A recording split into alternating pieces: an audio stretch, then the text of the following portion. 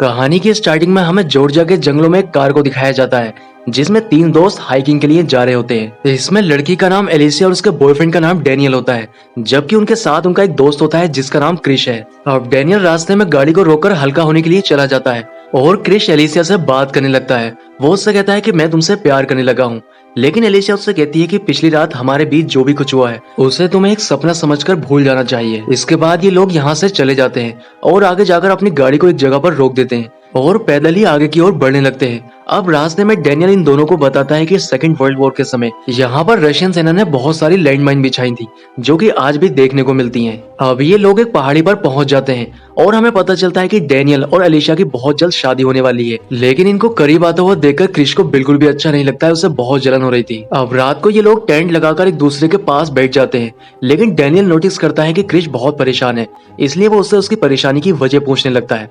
तब क्रिश उससे कहता है कि तुम दोनों की शादी होने वाली है, इसलिए अब मैं अकेला हो जाऊंगा क्योंकि तुम लोग अपनी लाइफ में बिजी हो जाओगे।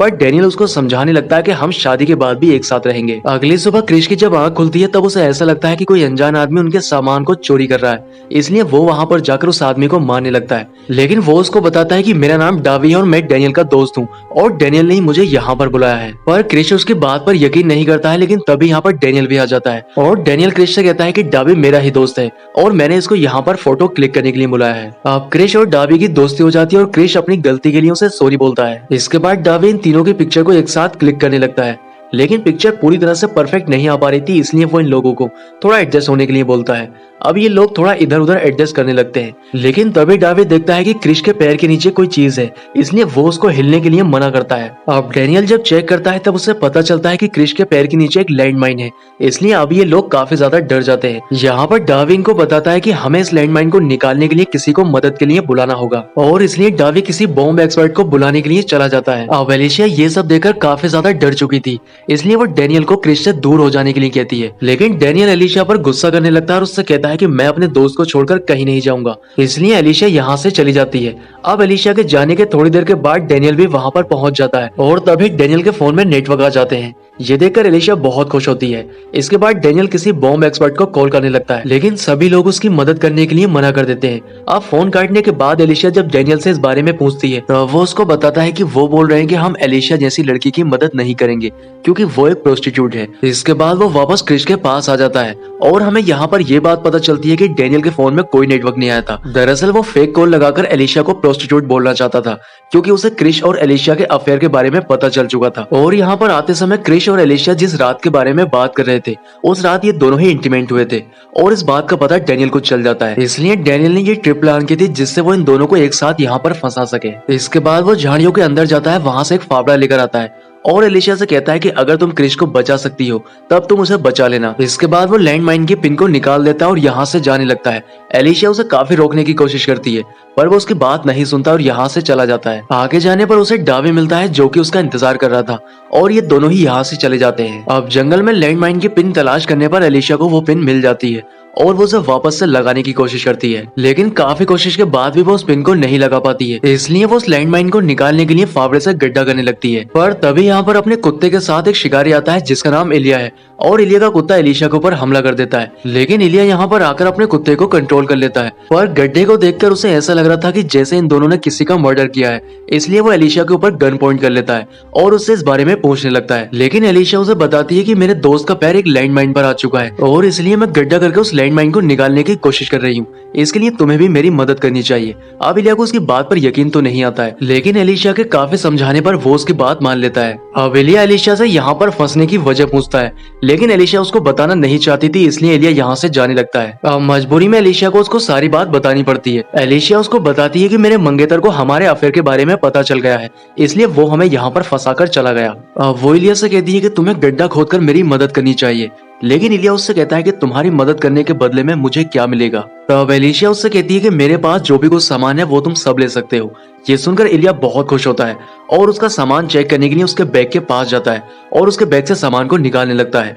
यहाँ पर उसे एलिशिया की एक पेंटी मिलती है जिसे देखकर वो बहुत खुश होता है और वो एलिया से कहता है कि तुम्हें अपनी पहनी हुई पेंटी निकालकर मुझे देनी होगी, लेकिन एलिशिया ऐसा करने के लिए मना कर देती है और क्रिश को भी ये सब सुनकर बहुत बुरा लगता है, इसलिए क्रिश इलिया को अपने पास बुलाता है और अपने पास के कुछ पैसे और अपना क्रेडिट कार्ड उसको दे देता है। पर इलिया को इन सब में कोई इंटरेस्ट नहीं था। था, उसे तो बस एलिशा की पहनी हुई पेंटी ही चाहिए थी। अब एलिशा के पास भी कोई दूसरा रास्ता नहीं था जिससे वो क्रिश की मदद कर सके, इसलिए वो इलिया की बात मान लेती है और अपनी पेंटी निकालने के लिए वो टेंट की ओर जाने लगती है। लेकिन इलिया उसे वहां जाने से रोक देता है और उससे कहता है कि तुम्हें मेरे सामने ही निकालनी होगी।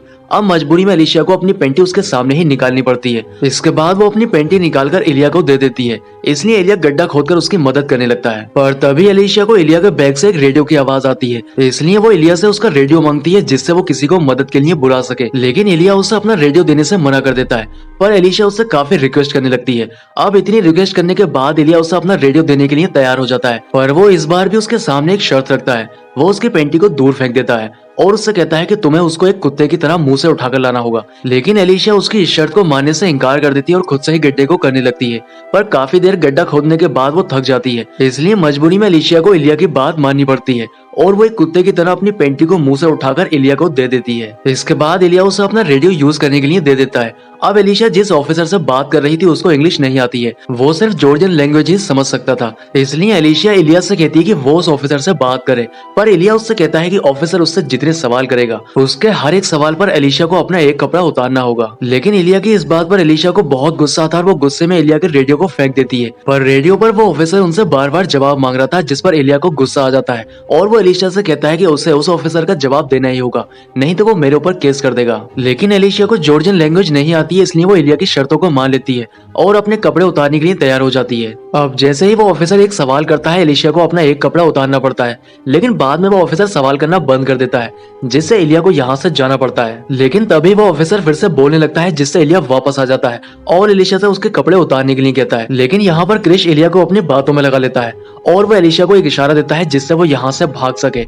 अब एलिशा यहाँ से भाग जाती है, लेकिन इलिया अपने कुत्ते के साथ उसका पीछा करने लगता है। इलिया जल्दबाजी में अपनी बंदूक यहीं पर छोड़ गया था, जिसको क्रिश एक चेन की मदद से अपनी ओर खींचने लगता है। पर तभी यहाँ पर इलिया एलिशा को पकड़कर ले आता है, लेकिन क्रिश उसके ऊपर गन पॉइंट करके उसे एलिशा को छोड़ने के लिए कहता है। पर इलिया उसकी बात नहीं सुनता है और एलिशा के साथ जबरदस्ती करने लगता है। इलिया एलिशा के साथ फिजिकल हो जाता है। अब ये सब देखते हुए भी क्रिश उसके ऊपर गोली नहीं चला पा रहा था। उसको ये डर था कि कहीं गोली एलिशा के न लग जाए, लेकिन बाद में वो हिम्मत करके जैसे ही गोली चलाता है, एलिया का कुत्ता अगर उसके ऊपर हमला कर देता है, जिससे गोली एलिशा के लग जाती है और इसलिए एलिशा की मौत हो जाती है। यहाँ पर हमें ये भी पता चलता है कि वो लैंडमाइन खराब थी जिसके ऊपर क्रिश खड़ा हुआ था। अब हमें कुछ समय बाद का सीन दिखाया जाता है जहाँ पर हम क्रिश को देखते हैं और क्रिश एक फैमिली के पास आता है और उससे कहता है कि मैं अजनबी हूँ और अपना रास्ता भटक चुका हूँ, इसलिए वो लेडी उससे कहती है कि मैं तुम्हें इस एरिया का मैप प्रिंट करके देती हूँ जिससे तुम यहाँ से आसानी से जा सकते हो। लेकिन यहाँ पर हमें पता चलता है कि ये लेडी इलिया की वाइफ है और उसके साथ जो लड़की है वो उसकी बेटी है। इसके बाद इलिया की वाइफ उसे मैप प्रिंट कर देती है, जिसे लेकर क्रिश यहाँ से जाने लगता है। पर इलिया की वाइफ और बेटी उसे लंच के लिए इनवाइट करते हैं, जिससे क्रिश रुक जाता है। लेकिन तभी यहाँ इलिया आ जाता है और वो क्रिश को देखकर काफी हैरान होता है, इसलिए वो किसी बहाने से क्रिश को लेकर नीचे जाता है और उससे कहता है कि इन सब में मेरी फैमिली की कोई गलती नहीं है, इसलिए इन सब में तुम्हें मेरी फैमिली को इन्वॉल्व नहीं करना चाहिए। अब उसकी ये बात मानकर क्रिश यहाँ से चला जाता है। लेकिन थोड़ी देर के बाद क्रिश उसके कुत्ते को घायल करके उसके घर लेकर आ जाता है। अब ये सब देखकर इलिया को बहुत बुरा लगता है, इसलिए वो क्रिश को मारने के लिए अपनी गन उतारने लगता है। पर क्रिश अपनी गन से उस पर फायर करता है, जो कि गोली उसके पैर में लग जाती है और इलिया बुरी तरह से घायल हो जाता है। इसके बाद क्रिश इलिया को एलिशा की वही पेंटी दिखाता है, जिसे देखकर वो क्रिश से माफी मांगने लगता है और उससे कहता है कि उस दिन वो बहुत नशे में था। लेकिन क्रिश अब उसकी बेटी के साथ वो सब करने वाला था जो उसने एलिशा के साथ किया था, इसलिए वो गन के अंदर एक गोली डालता है और उससे कहता है कि हर बार फायर करने पर तुम्हें अपना एक कपड़ा उतारना होगा। अब इलिया की बेटी को मजबूरी में उसकी बात माननी पड़ती है और वो अपने कपड़े उतारने लगती है, लेकिन क्रिश से पहली बार में ही गोली चल जाती है, जिससे उसकी मौत हो जाती है। पर बाद में क्रिश को एहसास होता है कि उससे बहुत बड़ी गलती हो गई है, उसे इलिया की बेटी के साथ ये सब नहीं करना चाहिए था। अब इसी सीन को दिखाते हुए मूवी का एंड हो जाता है।